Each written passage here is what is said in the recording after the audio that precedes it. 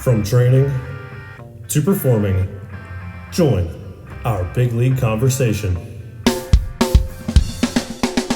Welcome to the CSP Elite Baseball Development Podcast with your host, Eric Cressey.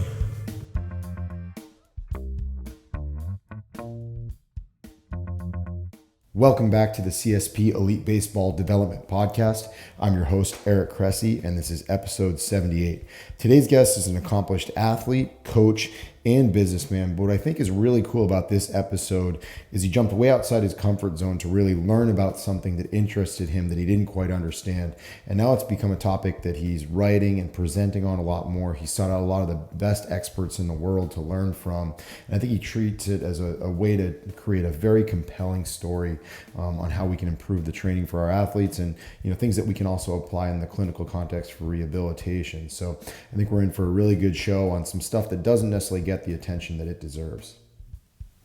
Overuse injuries have emerged as one of the biggest threats to players at every level of competition.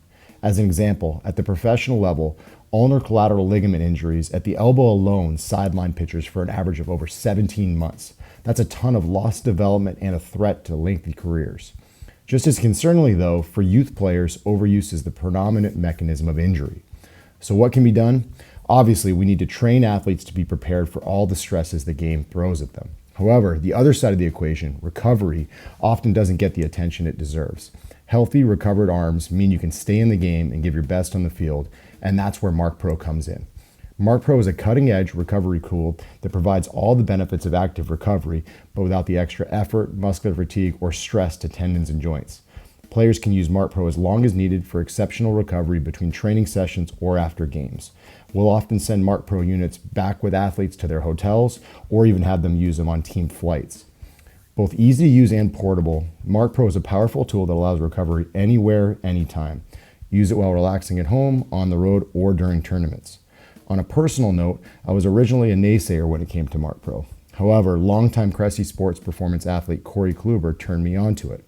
He adopted MarkPro into his post-pitching recovery approach, and it was an integral part of him going out and throwing 200 innings year after year.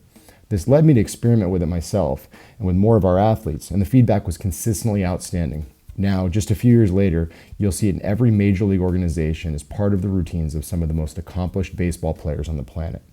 If you're looking for the same results enjoyed by these athletes, visit markpro.com and use the coupon code Cressey at checkout for an exclusive discount. Again, that's markpro.com, markpro.com, and use the coupon code Cressey, Cressey, at checkout for an exclusive discount. Today's guest attended Iona College and was a multiple-time NCAA Division I All-American in track and field. He also competed in the 1988 U.S. Olympic trials in the javelin. While he graduated with a degree in finance, his quest to improve his own performance led him to the strength and conditioning field. He attended the University of Florida and served as a graduate assistant strength coach to the Gators track and field and football teams. He eventually moved back home and founded Parisi Speed School in late 1992. In 1993, he opened his first sports performance facility in Wyckoff, New Jersey. At this time, he was a consultant to the New York Giants as well. As the business thrived, it expanded to include multiple locations, including the 2000 opening of its flagship facility in Fair Lawn, New Jersey. It's a 32,000 square foot center that has been home to more than 250,000 athletes and hundreds of professionals in every major sport. In 2005, Parisi Speed School began franchising to health-related businesses in the U.S. His idea was spot on, as Parisi Speed School would go on to be named Franchise Times Fast 55 list in 2009. By 2016, more than 650,000 athletes had trained through its system, now available in more than 90 facilities and health clubs in 31 states. He has lectured extensively and contributed in written content for a number of sports and health-related organizations. I've been fortunate to speak alongside him on the Perform Better Tour for many years now, and as you'll learn, that's where I became most intrigued with this area of study for him, the fascial system. His new book, Fascia Training, A Whole System Approach, is a great read and the foundation for much of our discussion on this podcast. Please welcome to the show, Bill Parisi. Hey, Bill, welcome to the show. Thank you, Eric. Thanks for having me. I'm excited for this. So you're one of the presentations on Perform Better every year that I get really excited because you can go in a lot of different directions, right? You've been doing speed training, you've been doing business development for decades now. and you've gone into the fascia world. So this intrigued me a lot when I saw it as a presentation on the Perform Better setup. And I know we were actually supposed to speak at a conference together that got unfortunately shut down by COVID, so I didn't get to see it in person. So this is a podcast I definitely wanted to schedule. So I'm curious, man. What led you down this path? What made fascia so intriguing to you as kind of the next step in your career? Yeah, well, thank you. First, thanks for having me, Eric. I'm a fan of yours, and you do great work. And thanks for just pioneering the industry. From many perspectives, so specifically the whole shoulder thing. But to answer your question, the fascia thing started. I've been on this quest, right? Continuing to grow my knowledge base, and I'm going to even today. I'm going to seminars. I'm going to clinics. So I went out to Altus, and Dan Path's a friend of mine. I met Dan, who's world class track and field coach. Coach Chris Sims when he was a quarterback at Texas. I'm dating myself now, going back 20 years. And recently, maybe 4 or 5 years ago, I'm down at Altus and I'm hanging out. I visited Dan in his hometown in Texas, and he's talking about fascia.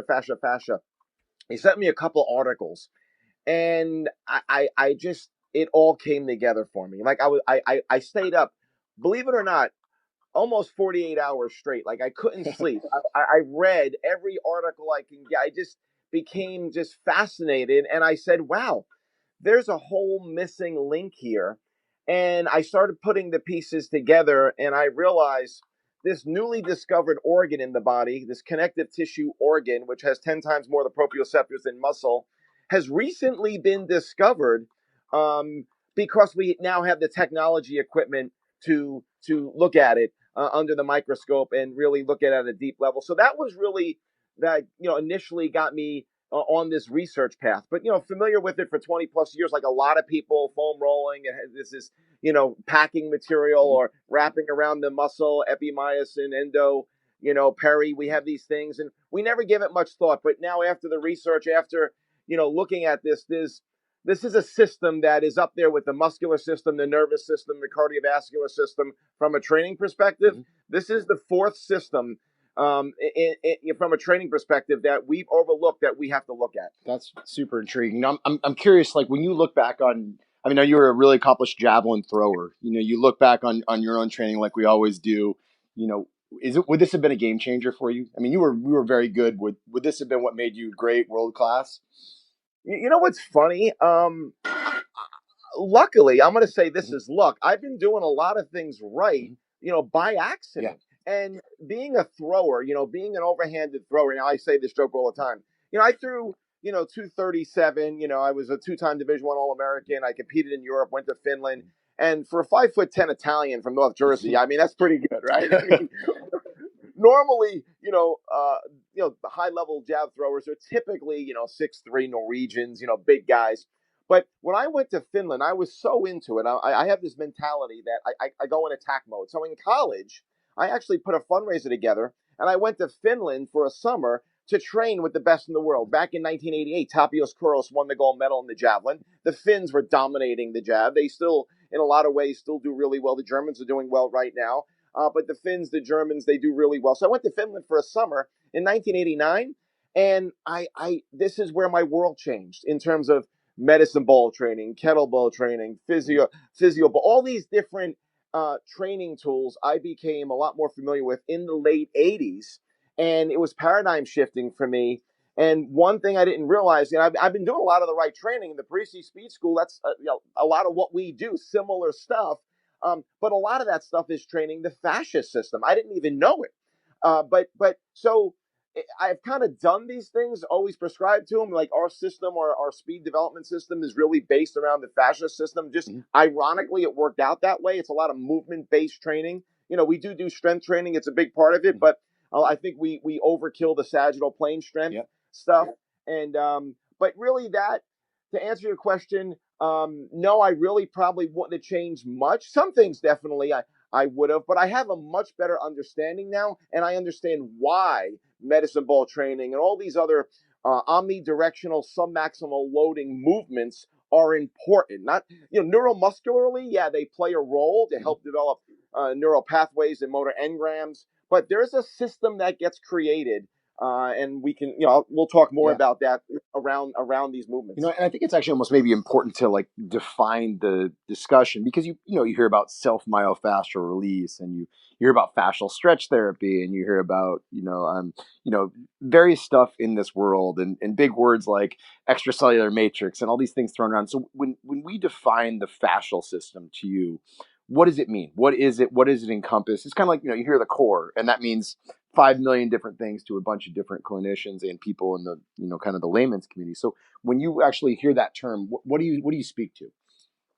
Yeah, really, it's a connective tissue system is really what it is. It's this concept called tensegrity, and when you think about tensegrity, it's compression, combined with elastic flexibility. So really, when I look at to put it in layman's terms and to make it as simple as possible, really the fascia system is a system that really provides our elasticity. It really provides our balance. It's the system that really holds everything together in the human body. I mean, it wraps around organs, wraps around individual cells, nerve cells, cardiovascular, systems. It wraps around every element of the body: muscles, organs, veins, nerves, arteries, everything. And it really gives your body its structural integrity. It really, it's very, very important. People used to think it was just some medical doctors for 500 years thought it was just some packing material that was a filler and just a cellophane wrapping that didn't have much meaning. It has tons of meaning, and it really facilitates co-contraction. It does so much that we're learning now. But yeah, it's like your internal wetsuit. Mm-hmm. So if you're a power lifter and you want to put up a big bench, what do? You put on a bench press shirt, mm-hmm. right? Well, that bench press shirt has this stored elastic energy in it. That is our fascia system. That's how our fascia system acts, and it gets developed around the movements we do, the skills we perform. So a thrower, Robert Schleip, who's a world-renowned researcher in Germany, did an ultrasound on the right pec of Thomas Roller, who's a world-class javelin thrower, and he has an aponeurosis across his right pec, nothing on his left, similar to the bottom of his foot, 2 millimeters thick. Now, that aponeurosis of fascia was created because of his constant throwing. And a lot of your throwers, there's no doubt, probably have similar things if you do an ultrasound on them. It's adaptation to impose demand. We can see the same thing if we do a DEXA scan of a throwing arm, right? We get increased bone density at the proximal humerus. Like you do the single fastest motion in all of sports, there's going to be some adaptations that take place. What? The first thing I thought about as you're talking about that is one of the most eye-opening moments in my career was sitting in on a Tommy John surgery, and you in your mind have this view of what a ligament looks like, attaching bone to bone. You're aware of some of these things like, hey, there's an ulnar nerve in the way. They got to get that out of the way so they can get access to the ligament, which is the deepest component. But what no one ever talks about is what happens when they actually do the initial incision. Is there's superficial fascia, there's deep fascias, the intermuscular septum. There's just a bunch of gunk in the way that you never expected to be there, and you realize that it's a much more complex anatomical surgery than just putting a graft in and reattaching two bones effectively to do the work of a ligament. There's a lot of stuff in the way. And do you think we're ever going to get to the day when these anatomy textbooks are rewritten to actually demonstrate what's really taking place on a much more physiological performance-based scale? I believe they will, and I believe it's in process. So I have the good fortunes to be on the board of directors of the Fascia Research Society, which are the leading researchers in the world around fascia. They run the Fascia Research Congress every 3 years. In 2018, it was in Berlin, and hopefully in 21, it's going to be in Montreal. I was just elected treasurer to the organization. It's a great nonprofit, and it's a research-based organization with the top guys that really have put this to the forefront. They've been around for about 15 years now. To answer your question, yes, it is happening. It is in the development. And to go back, one of my athletes, Chris Sims, who's now a very successful broadcaster at NBC, when he was playing with Tampa, he ruptured his spleen. He didn't know it in a game. Finished the game. After the game, they checked him out. They rushed him to immediate surgery. He brought his wife in, to read his last rites. I mean, it was crazy. It was really scary, right? Ruptured his spleen. Performed the surgery. This was in 07, I believe, 06, 07. Post-surgery, they just did the surgery, obviously haphazardly, no regard for fascia. Now, we didn't know much back then. We know a lot more now. It's, 15 years later. But long story short, Chris, had a rocket. Post-surgery, his rehab, unfortunately, at that time, did not facilitate or did not manage the whole connective tissue system effectively, and he could never throw the football the same again. Mhm. Never, because the incisions, in his abdominal region have a huge role. As you know, the core plays a huge role. But the muscle strength was there, but that free energy, that collagen related connective tissue tensegrity energy never came back to what it was. And that's because, the recovery process, it gets matted, and, we get this felt type connective patterns. That's why we don't, immobilize that we lock people up in cast anymore. I mean, obviously we that's voodoo, right? Yeah. To put someone in a cast post surgery. Why? Yeah. You want to get them moving right away so the fascia doesn't build up in this matted, felt like material. Yeah, absolutely. And I think this is one of it's justification for getting people, let's say you have an elbow surgery, right? The rest of you is pretty good. You're talking about less than 10% of your body that's probably involved, like getting the rest of people moving. So I'm always adamant when we see a post-op Tommy John, they're training in, within 12 to 14 days after the surgery, as soon as the risk of infection is gone, because we have to impact those other systems, right? We have to work further up the chain. We have to impact the lymphatic system to, kind of help with how they recover from the stuff that they're doing physical therapy wise. And I think that gets missed too much. We just kind of like wait around and hope that people are going to be good globally. In reality, there's a lot of things that can go wrong. A lot of things. And let me speak to that for a second, because I like to put things in very layman's terms and simple, and tell stories so people can remember. But when you look at the science of this, I'm going to put it in like cartoon kind of frames because it's fun, right? So literally, the fascia system is 90% water and collagen. That's what the research tells us. And roughly 10% are different types of cells, fasciocytes, fibroblast cells. Fibroblast cells, similar to osteoblast cells, are literally little spiders that crawl around. Millions of these spiders crawl around the body everywhere, and they literally cast a web, just like a spider would cast a web of collagen, based on the type of stress or lack of stress we put on our joint system and on our muscular system. Now, what's interesting about that, when someone is sitting in a car ride for a long period of time, they're in the flex position, their hip flexors get locked up. Well, yeah, we understand there's some neuromuscular challenges going on, but no doubt the research shows fibroblast cells are casting webs, and you're getting collagen buildup. And that's why when someone sits at a desk for 30 years with their shoulders rounded, you need massive therapy to break up that fascia. And if you get up after the short car ride, you will break up the fascia, just like you would sweep away a spider web that just a newly casted web. So literally, this connective tissue in around muscles, in around muscle cells, groups of muscles, individual muscles, based on the lack of stress or the type of stress we put on our body, we're signaling with mechanical transduction, signaling the proper or signaling a response for fascia to be created in a specific way based on different stressors. That's outstanding stuff. So let's pivot a little bit. I want to talk about the book. And first off, this is must read. In fact, I bought this book myself, and then I was headed out of town, and I gave it to our pitching coordinator in Massachusetts, and I said, I think it was Friday morning, I was like, give this to me by Tuesday because I'm leaving town and I'm taking it with me. And to his credit, he finished it up in 4 days. So it's fascia training, a whole system approach. People can find it on Amazon. And what I like about this book is this wasn't just like Bill Parisi sitting down and writing a textbook saying, I'm the expert, here's what I've found. It was Bill Parisi saying, I'm intrigued by this stuff. I've acquired a lot of knowledge so that I can ask the right questions. I'm going to go out and I'm going to talk to the experts. I'm going to talk to Stuart McGill and get his take. I'm going to talk to Dan Paff. I'm going to talk to Thomas Myers. And you went all over creation to accomplish this, and really pulled some awesome insights from a variety of different disciplines together.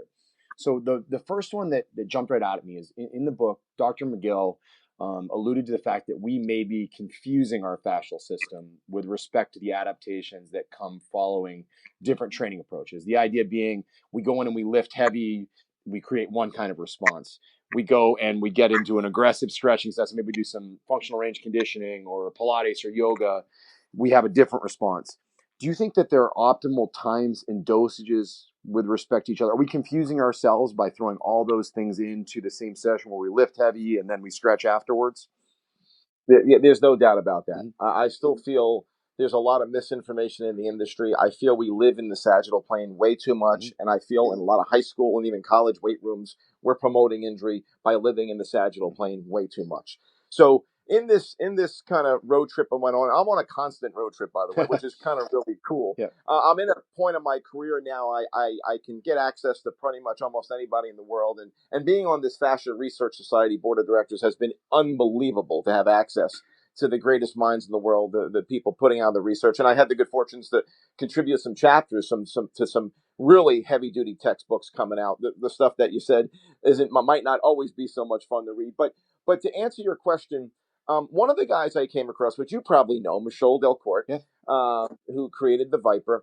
And Michel has been one of the guys that I've kind of, really got together with now. We've become great friends and colleagues over the last number of years. And he tells a really interesting story because he's kind of, obviously, dialed into this as well. And I tell this story, I think I told it in the book. So Michel was a strength coach for a Canadian hockey team and, getting his guys stronger. This was a decade ago, a while ago. Getting them stronger, getting bench and squatting, traditional, just being strong. Went to the coach. How are my guys doing? They got to get stronger around the puck. Went back. Okay, let's get them strong. Let's change the periodization schedule. Let's do some different lifts. Let's get it dialed in. Goes back a year later. How are my guys doing? Got to get them stronger around the puck. Who's beat my guys? The farm kids. So the farm kids. So what does that mean? Omnidirectional submaximal loading, doing chores, doing chores. So when you talk about, are we maybe confusing things? I think we are, because from a pure absolute strength standpoint, from an omnidirectional with limited degrees of freedom, with what most strength coaches are familiar with, right? Limited degrees of freedom, the load can be very high. We're flexing at the hip, knee, ankle, we're, limited degrees. So the load's going to be high, and we're going to hit a specific area of the body, specific muscle groups. It's going to be in one plane of motion. And again, we live too long there. I'm not saying we don't do those things. Yeah, we need to do those, but they're overplayed. What we really need to focus on more is omnidirectional submaximal loading. The farm boy calls those things chores, right? So when we think about omnidirectional submaximal loading, we're doing lighter implements, med balls, Viper. We're using kettlebells. We're using them in multiple planes of motion to stimulate this mechanical transduction, to facilitate this fascia system that's going to give our body greater integrity and stability, which is going to allow us a higher level of motor recruitment. So, I think we need to use these types of things at least once to twice a week as a focus session. I think they can be used as a warm up, as part of the warm up, these types of movements, but they absolutely have to be programmed in, and they have to be specific and focused on training the fascia system to build a greater overall tensegrity model within the body to get more free energy. They've done research with kangaroos, and now the research is out that we know kangaroos, they expend a lot less energy hopping than they do walking, because it's free energy. The energy is coming from this non-caloric dependent tissue that is upwards responsible, research up to upwards of 30% of our explosive power. Up 30%. It's a big deal. From this, it's a big deal. And we talking fast twitch, white muscle fiber, red muscle fiber. Yeah, I still believe that's valid, but not nearly as the end all be all. It's not the fascia connective tissue is a huge element, and that's why when you look at different athletes, we talk a lot about a fascia driven athlete, a connective tissue athlete, compared to a muscular driven athlete. LeBron James is more of a muscular driven athlete, when Kevin Durant is more of a connective tissue driven athlete. And you got to look at the athletes you're dealing with. And we kind of categorize our athletes, our football players, right? Wideouts, DBs, they're more like the cheetahs. They're fascia driven. Your tight ends, your linebackers are more rhinos, right? Yep. They're kind of a combo, a little bit of a combo, but more muscular driven. And your linemen, the linemen are more elephants. Their training is obviously way different. They should be doing more sagittal plane related stuff because they don't need as much degrees of freedom, interior alignment. So, your wide receiver making an acrobatic catch, that resiliency, injury resiliency is very important to understand how to train the fascia system. That's tremendous stuff. So, and I guess the question then becomes, it almost is this dynamic of wondering, do I harness what athletes are good at and make it elite, or do I try to actually bring people to the other end of the continuum, right? So if we have an athlete that's already incredibly strong, sagittal plane dominant, not what we would necessarily consider like those limber PGA golfer types that Dr. McGillis talked about, do we have benefits? Because I know personally, like, I look back on some of the athletes early in my career, and we always thought, it's easier to make a fast guy strong than it is to make a strong guy fast. So in many cases, we were successful just because you put some strength and some body weight on an underweight athlete who was really elastic already, and it worked out great. But the question becomes, is there a point of diminishing returns where you kind of like get to the top of that bell curve and all of a sudden you start, getting negative adaptations in those athletes because you've taken away from, kind of the natural athleticism, I guess, that they've had? Well, to that point, that's very interesting. And I've heard this from very reputable people. The 40-yard dash time for upwards of 60% of college players are slower in college than they were in high school. Didn't they say that's because they cook all the numbers at the high school combines too? Maybe not, but there's no doubt. Yeah. If 40-yard dash is important, right? And I think it is. In football, I mean, I think they put a big weight on it. Why are they going down? And it's really because we are living too much in that sagittal plane strength mode, strength mentality. So I think you look at the type of athlete you're dealing with. If they're fascia driven, getting them strong is important. But you could how strong is strong enough? Yeah. And I'm actually working on a new book coming out in a couple things about the book I'll say too real quick on the fascia training book. I want to make sure everybody understands that there's some exercise in it, but it's not an exercise driven book. Yep. So I had a couple comments where people thought it was going to give more exercise. We actually have coming out with another book, Fascia Training in Application, but this gives a good foundation of the book. But I have another book coming out with human kinetics, which I'm going to get into this even more around speed development, but some exciting stuff. The point I wanted to make about the fascia system and understanding this 40-yard dash time and the athletes sprinting and these athletes getting slower, it's because we just do way too much volume in the weight room and not enough running and sprinting and just changing direction and just being agile. And I think we put too much of emphasis. I interviewed Bill Kramer, Dr. Bill Kramer, who I think is one of the godfathers of one of my mentors at UConn. He was on my thesis committee. Great guy. Yep.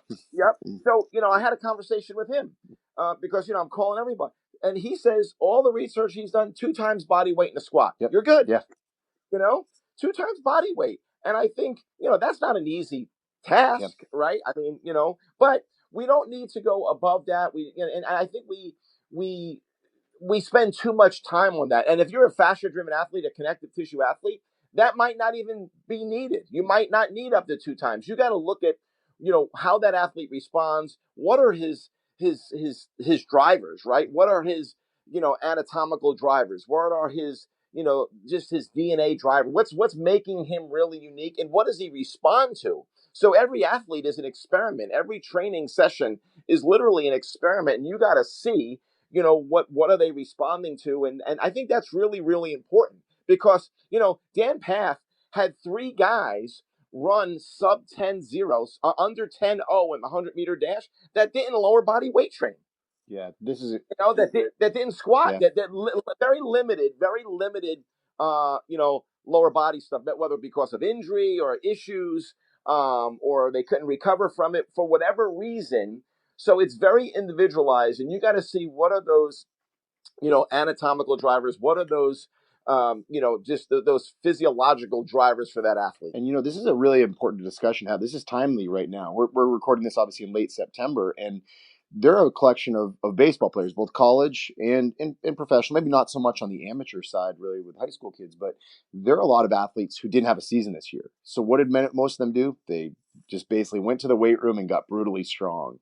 And now we're staring in the face of a full off season when a lot of athletes are entering it and they're already strong enough.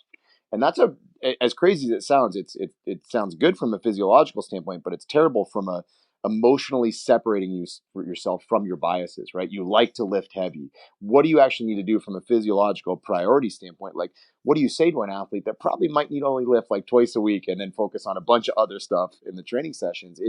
It's a legitimate concern this year for the first time ever because of what's happened with the pandemic and seasons getting canceled. But I think we naturally count on this ebb and flow, right? Where you go in season, you go off season.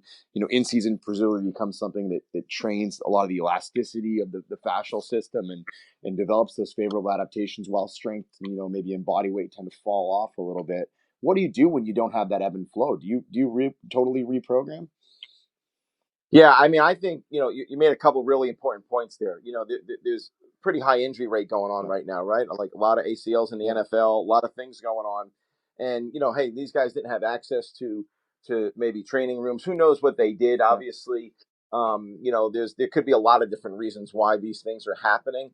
But to address your point, I feel an athlete is the best determining factor. Like they need to really study their own body. They need to know how they feel, how they adapt, how they're, do they have that skip in their step? Do they have that pop? They have to log and journal, how they're feeling. So critical. And I think as professionals, for me, when I work with my athletes, even my high school athletes, my younger athletes, their input, what they're feeling, how they're feeling, what they feel they get a response from is huge. So, we will, strength training is an important part of what we do, but we will, go through a cycle where we might cut weights out completely for, 2, 4, 6 weeks, in the lower body based on, what that athlete needs. I know when we were heavy in the combine training and athletes came to us to get ready for the combine, there's a good number of our athletes for a 10-year period, because we had a really strong run for 10 years where we had an exclusive relationship with a company called Sports Stars. They got about 130 guys they represent in the league. Mm-hmm. And they just would, they would buy us out, meaning they would buy an exclusive with us. We had a 10-year run there where a lot of times we would do no lower body lifting with our athletes for 6 weeks and get them ready for the combine. We would train the drills, train the techniques over and over and over and over again to develop that coordination. Now, fascia takes a long time to develop. It takes anywhere from 12 to 18 months to really get some type of noticeable physiological response. But we feel, and more of the research is coming out, we feel what we were doing with these athletes by drilling this over and over again wasn't just neuromuscular. Even in 6 weeks, now I look back and I say, yeah, there was definitely some things going on, because now we know the fascia system has 10 times more the proprioceptors than muscle. Yeah. Well, that's a communication system that, to optimize those tests, play a big role. So to answer your question, yes, we will reprogram. We will do different things outside the box based on the athlete's history, based on their needs, based on their current power development, all that stuff. And we kind of answered this next question I had jotted down, but I'm curious, as you've gone further down this rabbit hole with fascia, when you look back on some of the training you've used with athletes over the years, what are the mistakes that you would have changed? And also, where were you in some cases successful by accident? I mean, hindsight's always 20/20. What are you thinking? Yeah, I think, I think we all probably at times maybe did too much traditional sagittal plane lifting. I think when, back in the early 2000s or, the 90s, I think that one of the things that came out, Peter Weyand came out with a study in 2000 out of Harvard, talked about mass specific force and relative body weight being, the key to speed. And then there was a lot of people that came out that talked about and blogged about, you don't even need to run to get faster, this whole kind of, other generation. I think Charles Poliquin kind of was leading that charge. Let his soul rest in peace. A brilliant man. but there was a mentality there that it was just all about strength. Yeah. And I think that study kind of got that going. That kind of just sparked that mentality, that research study. Peter Wayans, a phenomenal researcher, but then in 2010 up at SMU, he did more research, and then 2014 with Ken Clark, who's a personal friend of mine, who's a biomechanist, top researcher. Now we're seeing, hey, strength plays a role, but now we understand this force signature when our foot hits the ground. There's a lot of things going on that facilitate that force production, that rate of force production, and that ground reaction force. And it's not just strength, but it's the expression of that force. And the expression of that force, now we're learning that it's coming from the whip from the hip. Brand new research coming out from Ken Clark. It's currently, I think it just came out. And the research from 2014, they did a study looking at these force signatures at ground contact that world-class sprinters compared to amateur sprinters. So looking back, all this stuff, to answer your question, yeah, the whole weight training thing, I think we all did it too much. I think a lot of people probably still do it too much. What I've done right, though, we've never kind of went full board down that road. We always kind of stay to our principles of what we do with med balls from my javelin background, and a lot of movement skill training, a lot of drill development. And now that's playing a big role, because the movement skill training, and what we do, we break down, speed, obviously acceleration training, top speed training, multi-directional speed training, which is comprised of deceleration, change of direction, and agility, which is reactionary cognitive skill development. So we break down these modules the way we teach speed, and each module has anchor drills. They have a system to it that develops this neuromuscular coordination, but also is developing the fascia system, because we're working on omni planes, omni ranges of motion, and under some maximal loads. And I think the key to that is, what we've done. That's what we've done right. In some ways maybe by accident, but the fascia system is definitely in play with all those things, and understanding the expression of force is really important, because people express force differently. And Dan Path has done a lot of research on this, and it's based on their drivers, the physiological drivers, and how people express force.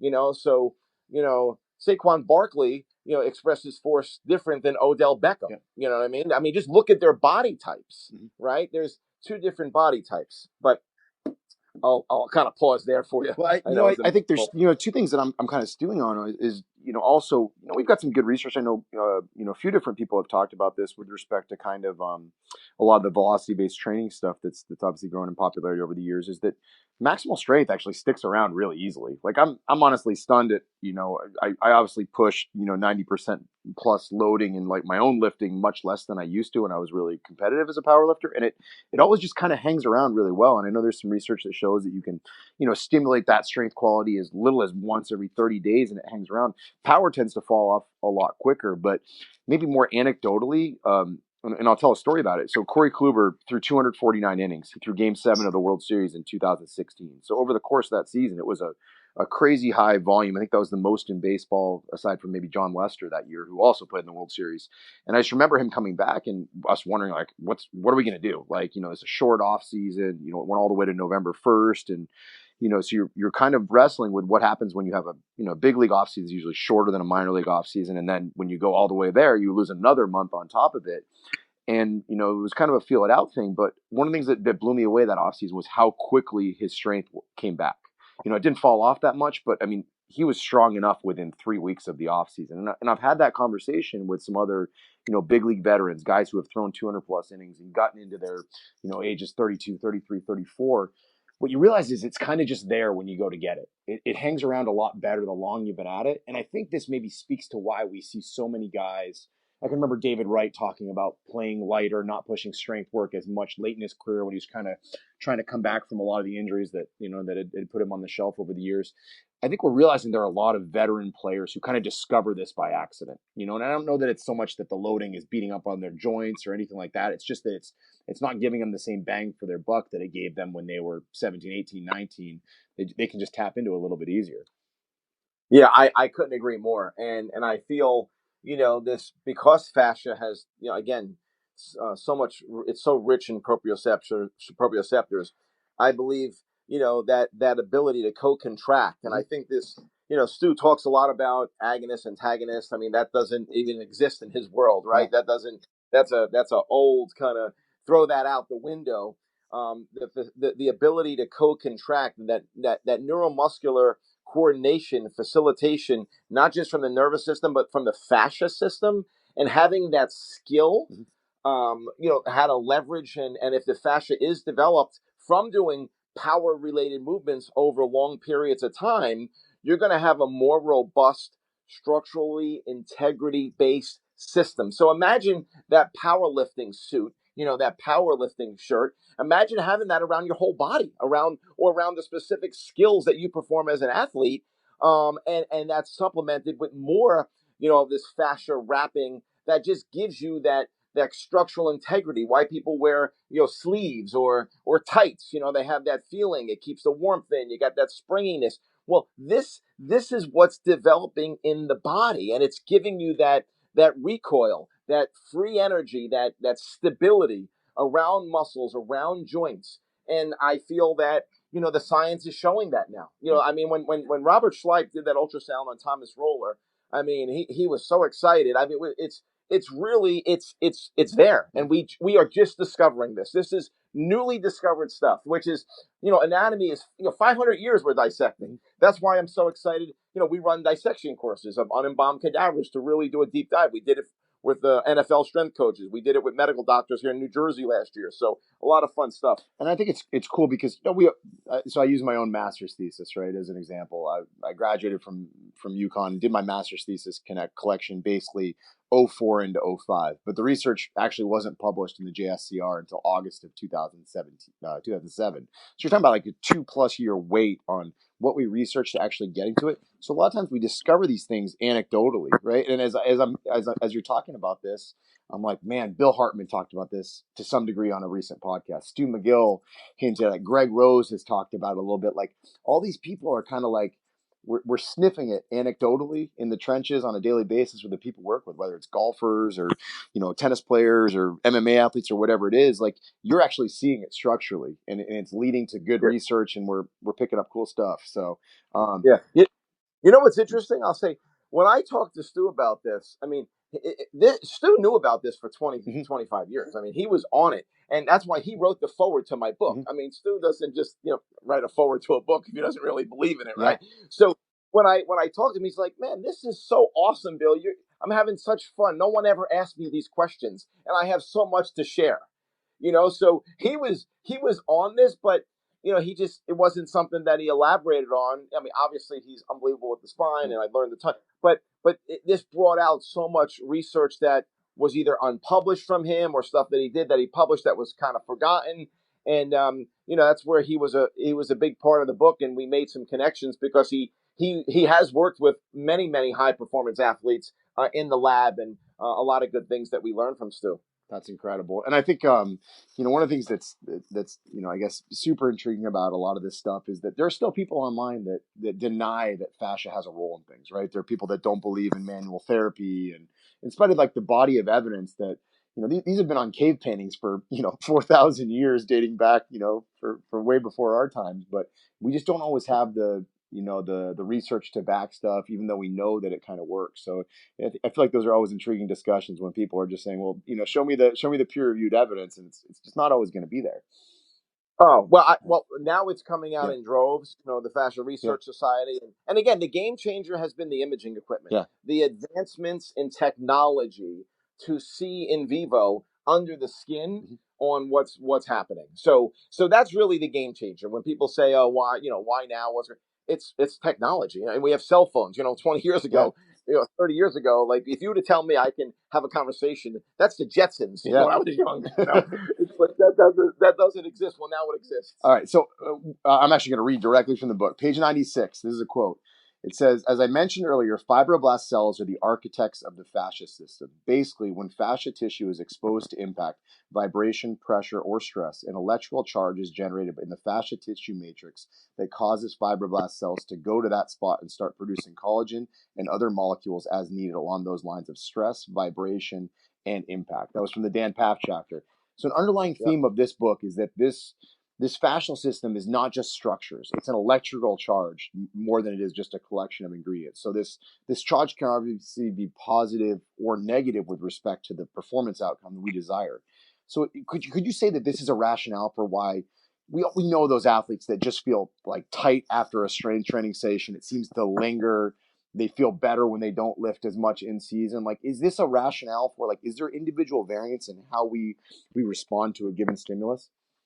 There's no doubt about that. In my opinion, my professional opinion, absolutely. Again, those genetic drivers, everyone is obviously unique, and how they respond to different stress is huge, and no different than the muscular system, right? I mean, we respond differently. Somebody might get stronger or faster, and where they are in their development, and what their experience has been, their training age, and the types of load we put on, the speed of the load, like, vibration. There's all these different elements. And what's most important, that the athlete really gets in tune with what they're doing and how they're feeling from those previous sessions, what they've done, and getting them to have a bigger say in the programming. And that's, obviously with the younger kids, they're all going to follow a base routine. And we see a lot of younger kids. We have a very foundational, strong base routine. But as they get older, and as as they develop, it becomes more individualized. And I think, considering this, and adding this type of training, and again, a lot of people do this type of training, but I don't think they truly understand what it's doing, or maybe the full purpose. And things like med balls, kettlebells, the Viper, Michel Delcourt's, his Viper is one of the best training tools for fascia. That's awesome. All right. So all the way back in 2010, I saw Thomas Myers in seminar, and he listed 8 strategies for improving fascial fitness. So I'm curious, I'm going to read these off, and a decade later, are there any that you would add or subtract? So 1, use whole body movements. 2, use long chain movements. 3, use movements including a dynamic pre-stretch with proximal initiation. 4, incorporate vector variation. 5, use movements that incorporate elastic rebound. This consists of cyclic motions of a certain speed. As an example, cycling wouldn't count. 6, create a rich proprioceptive environment. 7, incorporate pauses/rest to optimize hydration status. And 8, be persistent but gentle, and remember that prominent changes can take 18 to 24 months. Anything else that you think jumps out? Yeah, I mean, that's really well said. And I think, Thomas Myers, he's brilliant, right? I mean, he's really great. And his audience predominantly is the manual works audience, right? And obviously he doesn't necessarily speak to the performance coach. That's not his deal. He'll even say that's not his expertise. So I don't think he maybe connected well to that audience. But everything you said right there is dead on. He's dead on. I would add, and he talked about elastic recoil, but when you utilize things like a med ball, and you eccentrically load in a dynamic fashion, and you're working on that deceleration followed by that reacceleration, all those elements play a big role. And I would say even breaking down that upper body or core deceleration skill, and working just and teaching those things first. So you want to always start off, when you start to move loads in omnidirections, and obviously need to be submaximal, because when we're submaximal, we have a lot of degrees of freedom that we can train in, right? When they're maximal loads, we have a very limited degrees of freedom. Going back to the back squat with heavy weights, it's limited degrees, and we use a med ball, it's many degrees of freedom. So finding loads that are optimal and safe and submaximal, and first focusing and understanding that eccentric deceleration phase of that movement, practicing that and stabilizing that, holding that before you go into the reacceleration of that movement. Now, that's harder to do with maybe a kettlebell and certain things. I get that, but going really super slow through these movements first, to kind of just groove the pattern, if you will. When you go into these omnidirectional actions to train fascia, you want to groove these movement patterns to optimize the technique, but also to get the body familiar, and to let the body know intrinsically that it's safe. We're going to stay in this safe zone. So I would just add that when people start to do this. I'll also add another little interesting study that I did on myself, right? So I'm a big Herschel Walker fan. I don't know if I'm Yeah. dating myself, Herschel Walker, right? So I probably one of the greatest or the greatest running back of all time in college, at least. He claims that I met him a number of times, and he claims he never lifted, and all he did was run and push-ups and sit-ups. We know that story, and there are different athletes that will that follow that prescription. What's interesting is that I kind of experimented myself. I went on this kind of I stopped squatting, I stopped lifting for a little bit, probably over a year, and I just did distance. I just went out and not a lot, just a couple miles a day, a couple days a week, and my squat strength did not change at all. Interesting. So I was banging 315 for 10, no wraps, no belt, deep, and just crushed it.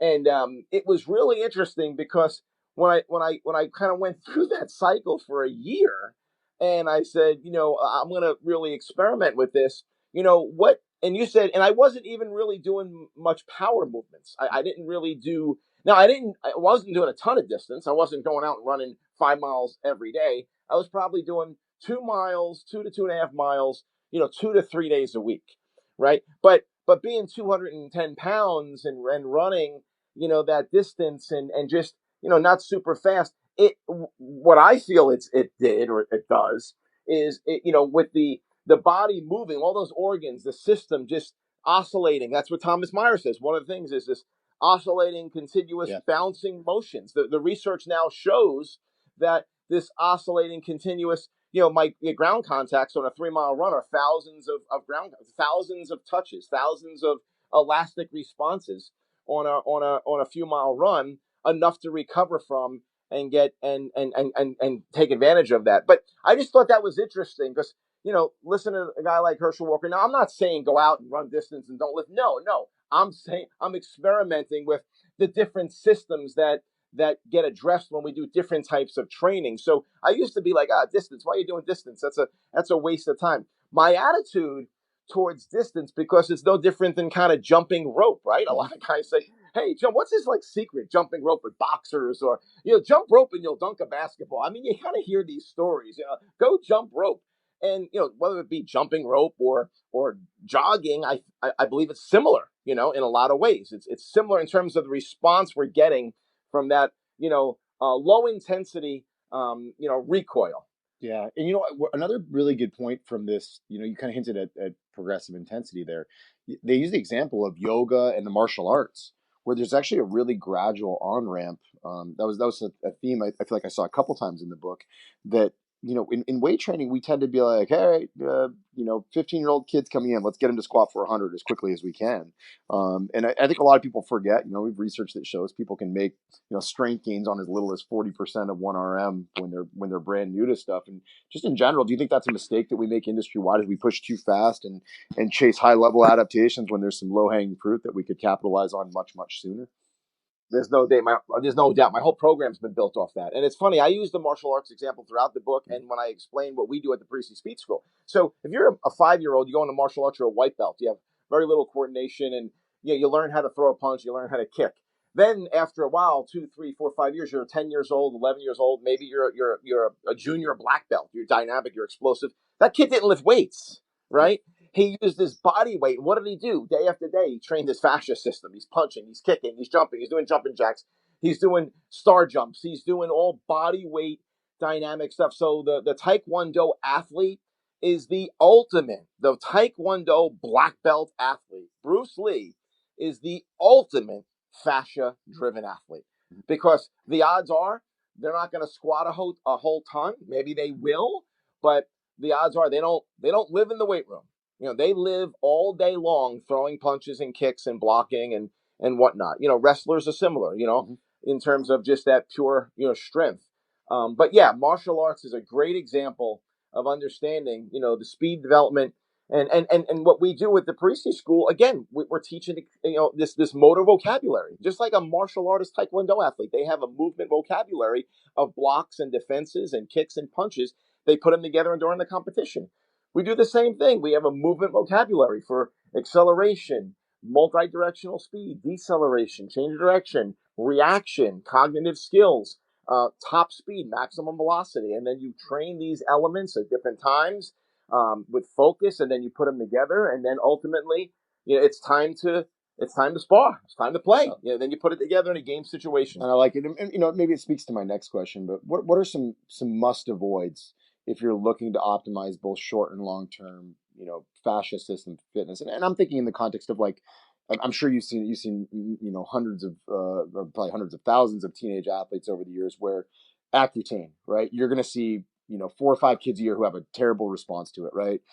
We've heard about Achilles tendon ruptures in adult clients who go on statins, stuff along those lines. So are there pharmacological or nutritional things that are definitely no bueno for, I've heard of, skipping warm-ups, things like that being problematic? What are the areas where you see people actually creating a harmful effect on the fascial system as opposed to not just getting a favorable one? Yeah, well first thing, overstretching. Yep. I think, like yoga, right? I mean, Stu McGill talks a lot about this. You don't want to overstretch those hamstrings. Like some of our greatest jumpers have tight hamstrings, are just tight.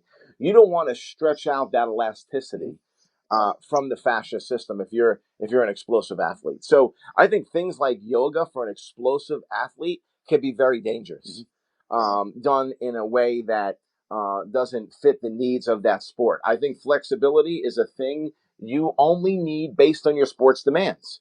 So, a 100-meter, 110 high hurdler, his demands on his hamstring flexibility is different than a basketball player.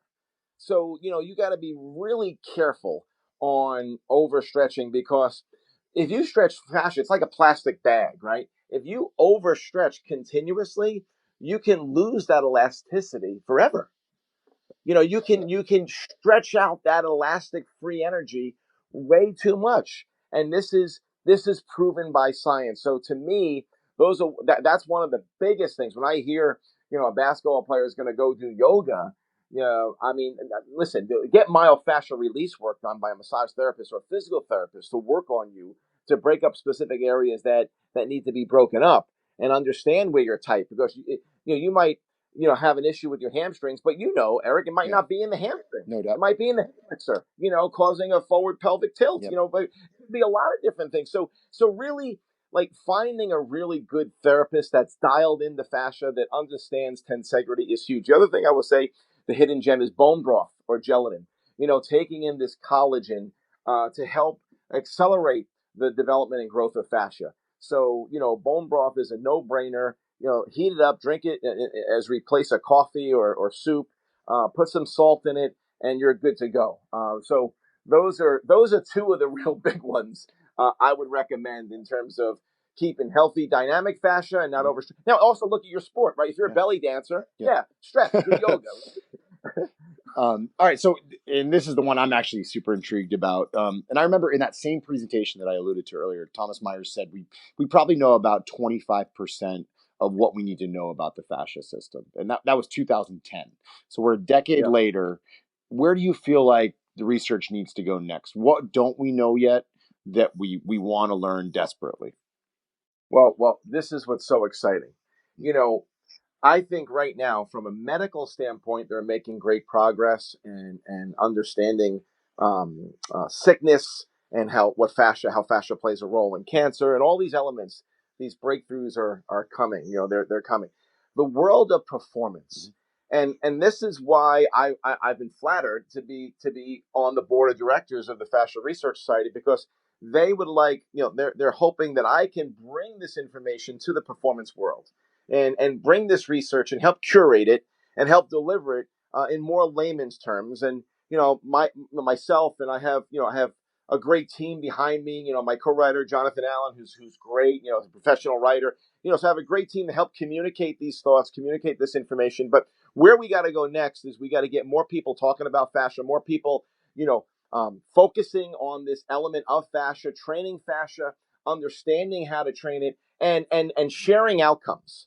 Really sharing outcomes. And that's, I have the good fortunes of having about 700 performance coaches, in our network, that we're sharing outcomes all the time and understanding, hey, what's really working well and what's not working so well. So we continue to evolve our programming to get feedback to see where we can get better, and to bring that to the masses, to bring this information to your audience, to you, and have you guys start to think about this and continue these podcasts and share best practices that perform betters, where we get feedback from people. So to me, that's where it needs to go. It needs to come into performance, because we are still getting way too many injuries. With all the science out there, doesn't make sense. With all the science, all the training we do, with injury rates not significantly going down, they're actually either staying the same or going up.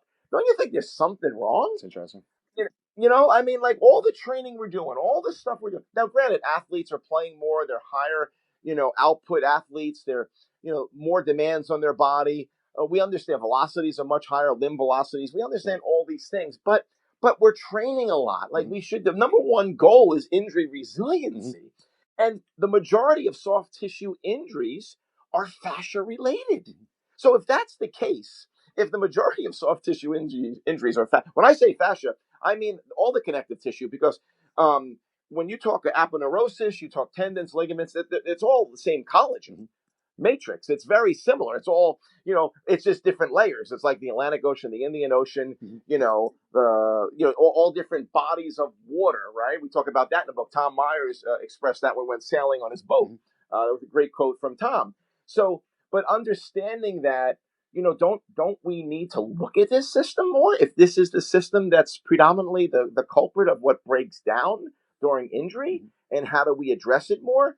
So that, hopefully that answers your question. No, I think it does. And, I'm even curious about just like the lifestyle factors, right? Whether it's, sleep quality, hydration, things like that. Like, are some of these things, do you think, mediated by, some of those factors, right? We know incidences of injuries go sky high when we have college students who are taking exams, or, athletes who are sleep deprived. Like, all these soft tissue injuries are in one way or another, implicated, or implicate the fascial system. Do you think those are all players? And is it immediate? Is it the sympathetic nervous system that's driving this? What is it that, makes some of these lifestyle factors, whether it's poor hydration, poor sleep, something like that, directly impact the fascial system in a negative way? Yeah, I mean, I think you hit the big ones. I mean, hydration is the number one element, right? I mean, it's all about, when we foam roll, really, the benefits of foam rolling is squeezing the sponge of the muscle, and getting new blood and getting new nutrients into that muscle. But hydration is huge, and not a gallon of water and a 10-minute sitting. It's hydrating throughout the day. It's pre-hydrating. The day before, and the morning of the game that you're playing that afternoon or that night, and having that reservoir, and understanding how critical that is. And the other thing too, when we talk about just stress levels, huge role. I mean, this fascia is really a key communication system. And when you're stressed, my anecdotal or hypothetical kind of analysis of this is, it definitely plays a role in the ability of the fascia system to do its job, and to facilitate what we need to have done. Co-contraction, stabilization, and all these things are facilitated through fascia that we're learning now because of its rich proprioception. So, all those play a role. And, when you really think about it, Eric, it is a lot of common sense, right? Like, stress levels, keep them down, stay hydrated. But unfortunately, common sense isn't too common. I'm always intrigued too, and we're gonna actually look to have more like body workers and stuff like that kind of chip in. I've got a good guest coming on in the future in that regard. Do you think, obviously one of the things the book does a great job of is outlining that this isn't just, there's superficial and there's deep fascia, right? They have to some degree different responsibilities and all that. Do you think that, we have athletes that adapt differently in different ways, in the sense that, like, for me personally, right? And I feel amazing after I have cupping done. I get very little benefit from dry needling. It's just who I am. And I have athletes that are the exact opposite. You dry needle them and they feel like $1 million. Some that get on a foam roller and don't notice anything. Some where, they feel dramatic improvements to range of motion. Like, how do we actually, like, I guess, explain the different responses to self-myofascial release or actual manual therapy interventions? Yeah, I think genetics plays a big role. Our just our physical makeup, where stuff is in the body, just where landmarks are, they're different in everyone. Number one. Number two, I think lifestyle, how someone is. I mean, like, just someone's lifestyle, their posture throughout the day. I went down to see Dan Path, right, with my two sons. Like, I just flew down there for 5 days. I hung out with Dan, and I used my two sons as guinea pigs. Like, we worked them out, we did them, and all this stuff. And Dan noticed my son's, right hip was tight. Something I didn't really take notice, but he took a much closer look, and we did a deeper dive. This was, like 5 years ago. And, my son, I realized when he stands, when he's kind of just standing, he stands with his right foot typically externally rotated. Now, if you're just standing in a specific posture, or just sitting in a specific posture with your feet, and a lot of times we stand or sit and our feet are externally rotated. Well, guess what? What's happening at the hip? If you're just in that position for long periods of time, fibroblast cells are locking down that hip joint to be externally rotated. Mhm.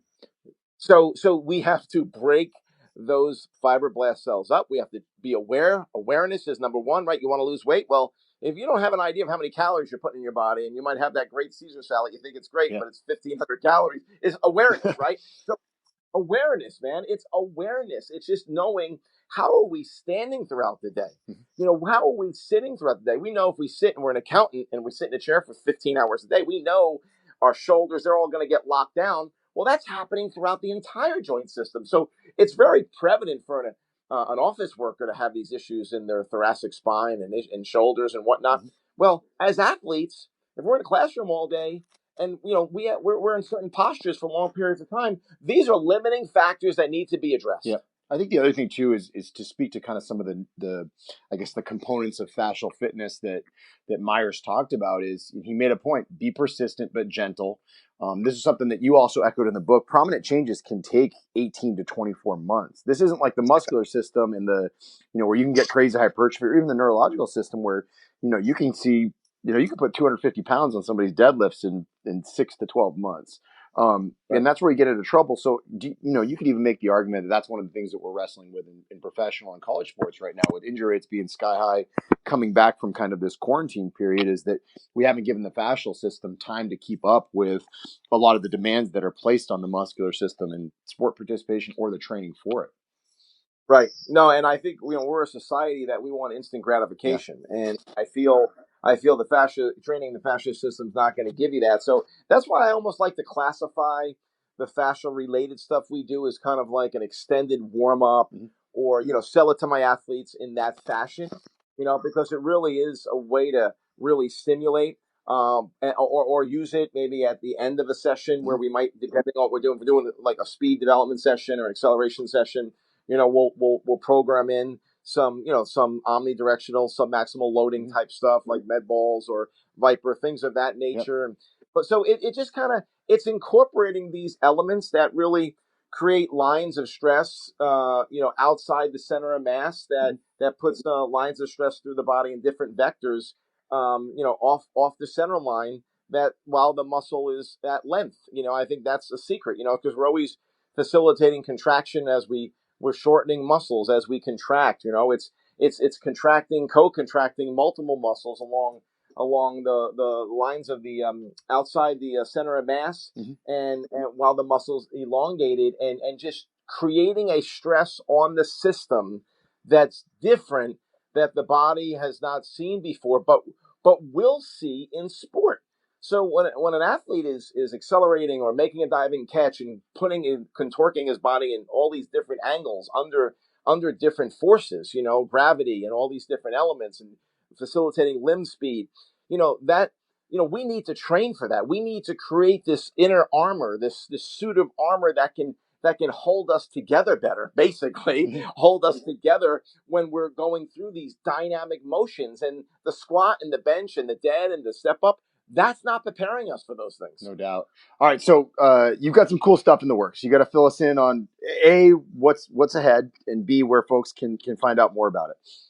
Yeah. A couple great things. I mean, obviously, if people want stuff related to the Parisi Speed School, speed training, this is all part of what we do. So what's exciting is, the Parisi organization has access to all this. That's one. We have a lot of great resources on parisischool.com. The Fascia Training Academy, which is something I created a number of years ago once I started doing all this research and diving in. And we have a great, relationship with the Fascia Research Society and the top, research experts in the world. And under the Fascia training academy. We're running dissection courses, unembalmed cadaver dissection courses, and we have a couple coming up. And I'm excited to do one with you on the shoulder, absolutely. which we talked about. We're gonna co-work that one. I'm gonna bring one of the top researchers to co-host with us, and that can do a deeper dive into the science, a lot deeper than I can do. And that's what's fun that I'm doing right now. So I'm this conduit, of the researchers to kind of, again, curate some of this information and put it into words that people can understand. So running these cadaver courses, which we're going to do virtually, but have the cadaver in front of us and then go back and forth and oscillate to the cadaver, to training, to faulty movements, back to the cadaver, back to training protocols, which I think could be fun.